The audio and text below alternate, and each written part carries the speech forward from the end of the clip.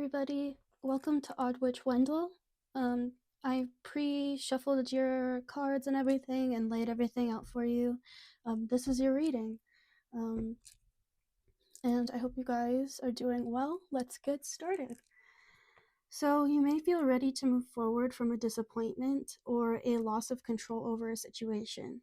Because of this, you are not letting anything stop you from the next thing. Someone may have put doubt on you, but you're pushing through regardless.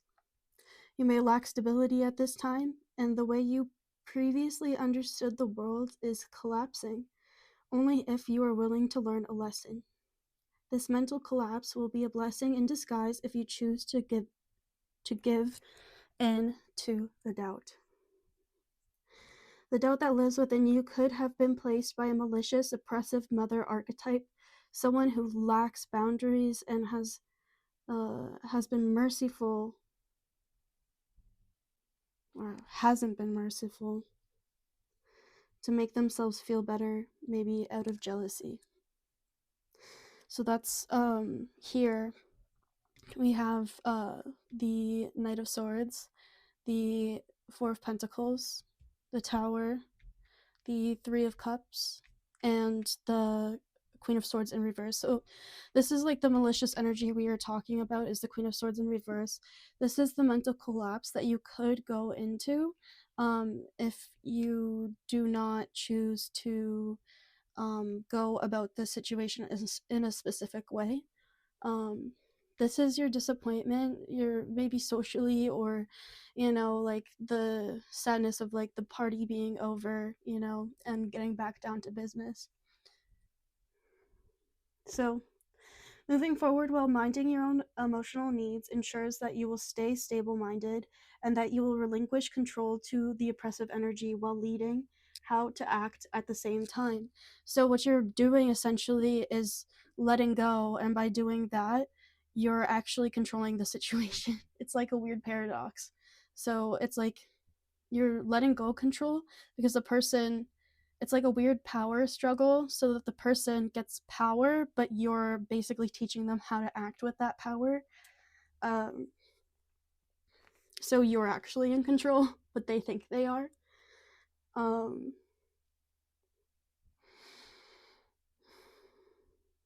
If you do this, like, it'll help you avoid the conflict that'll cause this mental collapse that they will cause. As you work through this, you may miss people of the past and past situations that you can no longer access. You may need to look back and heal something someone may have done to hurt you. As you move through this, though, you are doing you're doing it with a love for oneself. You may feel like you are a catch and are spousal material. So we have the Lovers here, and that's why. You're constantly defending yourself because your environment is the Seven of Wands. But you're doing it with tact and ease. And you're missing people from the past because here you have, in your hopes and fears, you have the Six of Cups.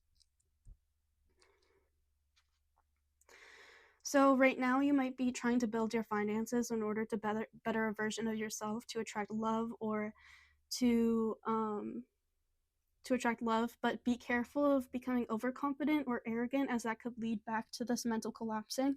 Because if you become too confident and too arrogant, apologies, you could say things that you probably shouldn't say. So let's get some clarification on this Tower here. I pre-shuffled the cards, so I'm just going to pull from the top.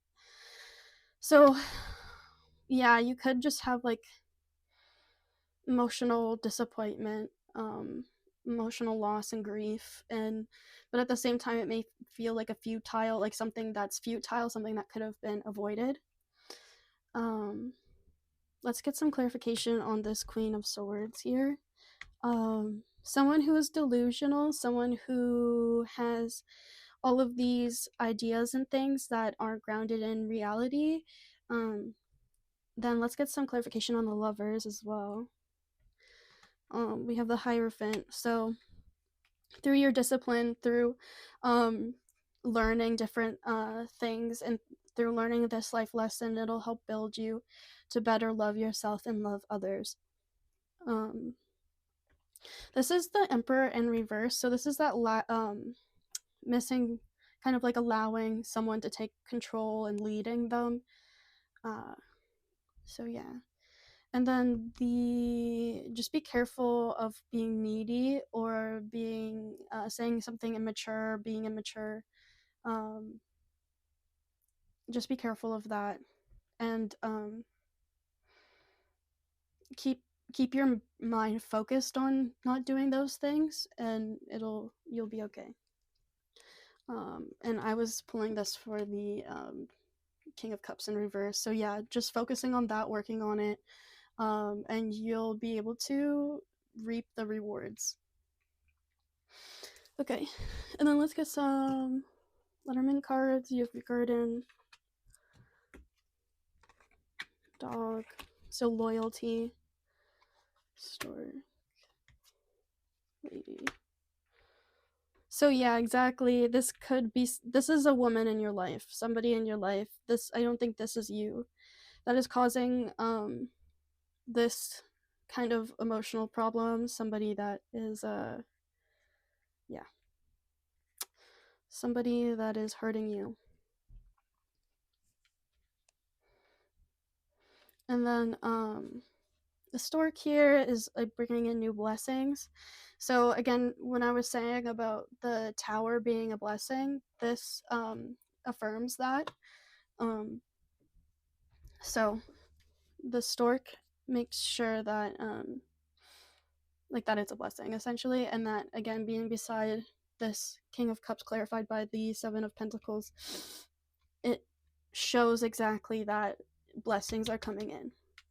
In your past, you may have felt abundant socially, and you may miss that diversity that you had, and you're still loyal to those people, but they're not in your life anymore at this moment. So again, just make sure that you're staying strong, and it seems like you are, and you're not putting up with any BS, but just be careful about how you put up with the BS, or how you don't put up with the BS. In that sense, like, just be careful of, like, mind your words. And then yeah, we have an I Ching that I pulled for us, and I know it's not like the traditional way of using I Ching, but this way I feel like it's kind of good for a collective oracle like card, like, because the explanations are so in depth. So one image of oppression is a dried up lake bed with scavenger crows stalking the shoreline. Hard times can shrivel our spirits and give rise to a multitude of crows in the form of troublesome worries. Times of great loss or personal failure can break some people, but the strong of the heart are able to bend with their fate, to endure hard times or even benefit from them. You are called upon to tap the deepest stratum of your identity, which is stronger than the fate of the incorruptible by even the harshest realities. During hard times, it is especially essential to tap that wellspring of human endurance, hope. In one sense, there is no such thing as failure. There is only sweet and sour reality. Often, more is learned from the sour than from the sweet. As for our failures, as hard as they may be to accept, they can open our eyes, reawaken a clarity of vision only known by those who have risked and tasted disappointment. That's kind of like relating to what we have here. This is actually quite accurate. When you are in the throes of difficult circumstances, it is important to be strong on the inside while remaining quietly cheerful on the outside, to avoid too much talking except to your closest friends, or avoid too much talking. So that's kind of like going with what we were talking about with the Knight of Swords.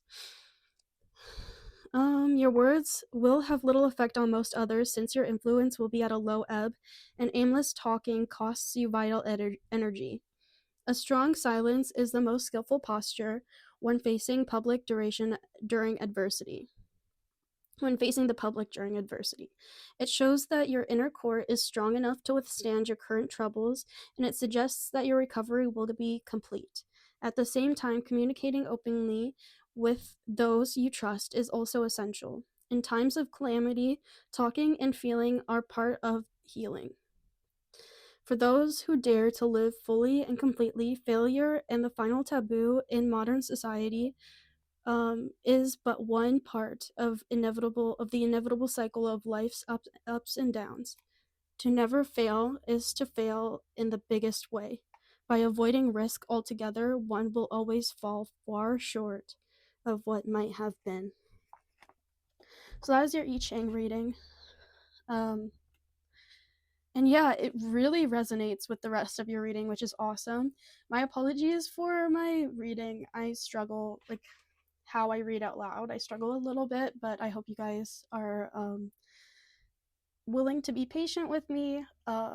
Anyway, so regardless, I hope you guys have a wonderful day. Thank you so much for attending your reading, and take care. Bye.